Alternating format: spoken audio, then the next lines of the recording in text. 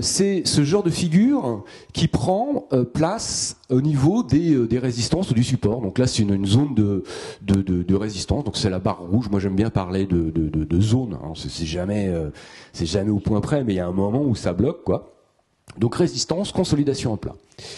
Et juste pour l'exemple, donc qu'est-ce qui se passe après? Paf, cassure, reprise de la tendance. Donc c'est ce type de trade que je vais essayer pour lesquels je vais essayer de vous donner des outils pour prendre position. Donc, alors, on va parler un tout petit peu oscillateur. Moi, je suis un petit peu oscillateur.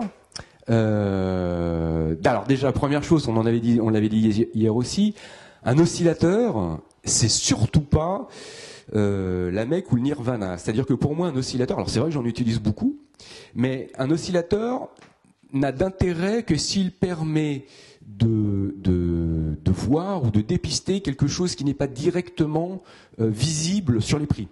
Hein, si c'est visible sur les prix, c'est pas la peine d'utiliser l'oscillateur. Et effectivement, avec de l'habitude, quand on est un vieux routier du trading, à la limite, on n'a plus besoin d'oscillateur. Mais ça prend quelques années. c'est pas la portée même d'un débutant, c'est-à-dire au moins 5 ans de trading, quoi. Bref, donc, ce que je veux vous dire, c'est simplement un truc que j'utilise très souvent, mais c'est de manière intuitive. Sur les oscillateurs. Alors j'essaie de programmer ça. D'ailleurs, faudrait que j'en parle à quelques personnes dans la salle. J'essaie de programmer. C'est très très simple à voir, à visualiser, mais personnellement j'ai du mal à le programmer. Il y a un moment où il y a un indicateur qui marque un différentiel par rapport au prix. Alors je vais vous montrer en pratique ce dont je veux parler.